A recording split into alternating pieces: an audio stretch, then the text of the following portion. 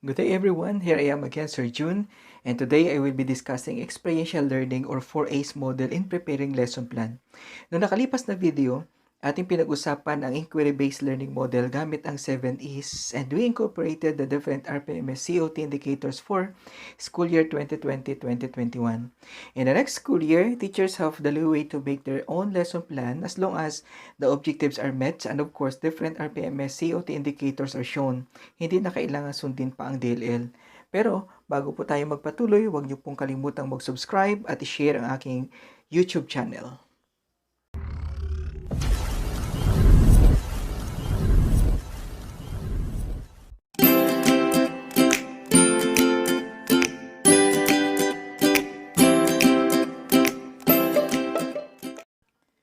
Preparing daily lesson is part of the teacher's core function as a facilitator of learning inside the classroom. Roadmap ito ng teacher. Naglalaman ito ng mga steps na gagawin ng teacher in order to teach a particular topic. May tatlong malalaking bahagi ang lesson plan, ang before the lesson, during the lesson, at after the lesson. Let us talk experiential learning. Ayon sa Wikipedia, experiential learning is the process of learning through experience. It is more specifically defined as learning through reflection on doing. Ayon naman sa Norwich University Online, it was developed by David A. Kolb, which is divided into a cycle of 4 basic theoretical components: concrete experience or the activity, reflective observation or analyzing, abstract conceptualization or the discussion of the teacher, and active experimentation or application of the concept. Tingnan natin ang figure sa screen. Makikita natin na ang experiential learning model ay may 4 na A: activity, analysis, abstraction, at application. Pero makikita rin natin na may maliit na bilog sa itaas sa bandang application. Ito ay isang maliit na 4A's. Ibig sabihin, pagdating sa application, magsisimula ka uli sa activity, sunod ay analyzing, abstraction, at application. Ipapaliwanag ko ito mamaya. The experiential learning model or 4A's has the following parts. We have the learning competency, content, learning resources, procedure, reflection, and remarks. Ang learning competency ay makukuha o makikita natin sa curriculum guide. Pagdating sa procedure, mayroon tayong preliminary activities, the activity proper, analysis, abstraction, application, at concluding activity. Simulan natin sa procedure, ang before the lesson. You start with introduction or preliminary activity. Dito ay nagsasagawa tayo ng drill at review. In mathematics, I suggest that your drill will be on the 4 basic or fundamental operations. Sa Monday ay addition, sa Tuesday ay subtraction, tuwing Miyerkules ay multiplication at division naman tuwing Huwebes. In review, we make connections between prior knowledge of the students with the new lesson. We also correct misconceptions of the students in this part of the lesson. This is one way of assessing students' knowledge. Kasama rin sa preliminary activity ay ang pagsasabi sa mga bata ng kung ano ang pag-aaralan sa araw na ito. Tandaan na ang objective ay hindi lang para sa mga teacher, kundi para rin sa mga bata. They should be aware of what is their target for the day. Pwede mo rin silang tanungin kung may alam na ba sila tungkol sa topic sa araw na ito. Let us now proceed with during the lesson or the lesson proper. It is the exploration part of the lesson where you elicit students' prior knowledge. This activity also served as springboard to new learning.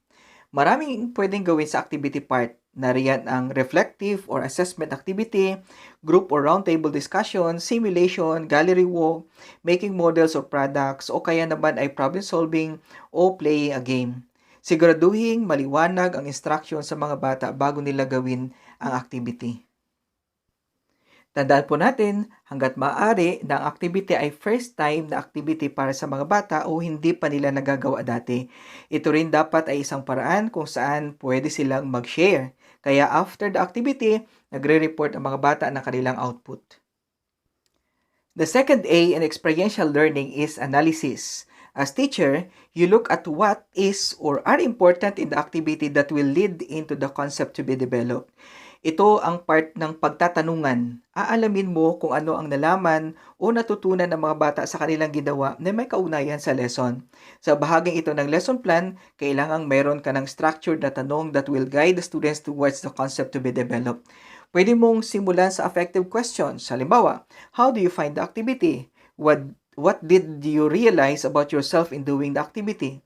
Kasama rin dito ang mga what if na tanong. Halimbawa, what if we change the value of x from 5 to 9? What do you think will happen to our line?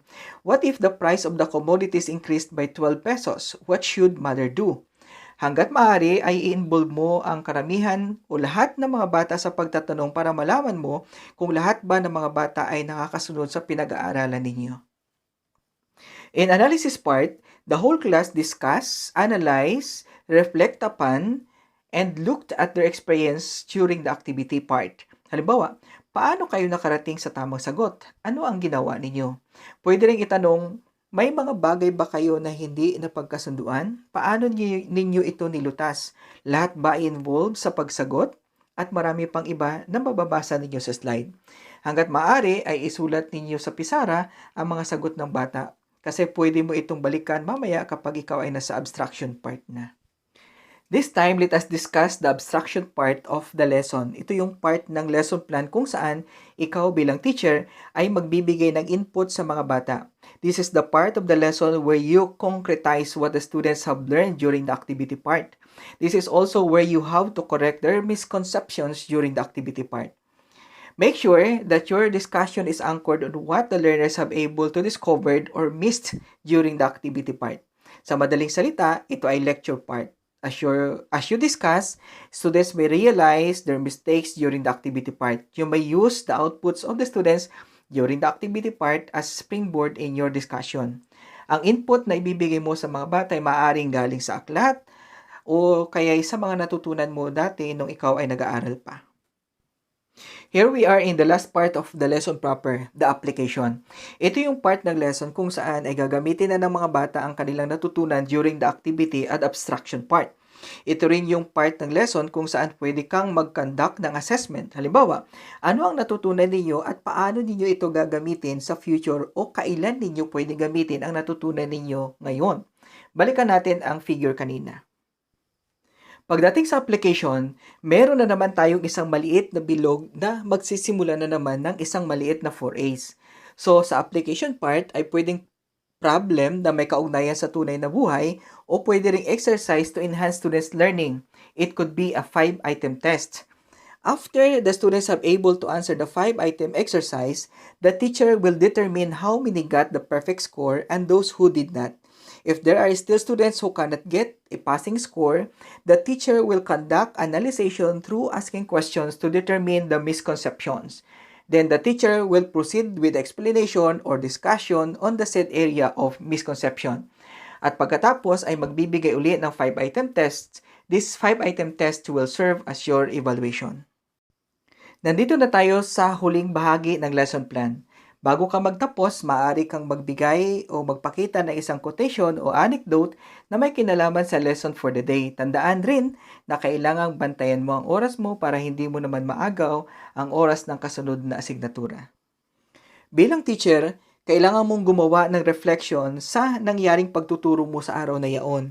Pwede itong gawin sa gabi bago ka matulog. Ito ay isang paraan ng tinatawag na reflective teaching. Babalikan mo kung ano ang mga nangyaring maganda sa pagtuturo mo at yung mga dapat ayusin. Makakatulong rin ang sinabi ng schoolhead mo kung siya ay nag-observe sa pagtuturo mo. Ang panghuli ay ang remarks. Isusulat mo sa bahaging ito ng lesson plan kung kailangan mong ituro muli ang lesson sa susunod na araw at ano ang dahilan. Pwede rin ang isusulat mo ay proceed with the new lesson. Pwede rin ilagay dito kung nagkaroon ng pagsuspindi ng klase dahil sa bagyo at iba pa. O ayan, tapos na natin pag-aralan ang Experiential Learning Model or 4As. Sana ay may natutunan po kayo sa episode natin ngayong araw. Salamat nga pala sa mga nagsasabi sa akin na gagamitin nila ang mga nauna kong video sa kanilang School Learning Action Cell. Salamat po sa panonood. Huwag niyo pong kalimutang mag-subscribe sa aking YouTube channel para maging updated kayo sa mga susunod ko pang mga educational videos. Ito po ang inyong lingkod, Sir June.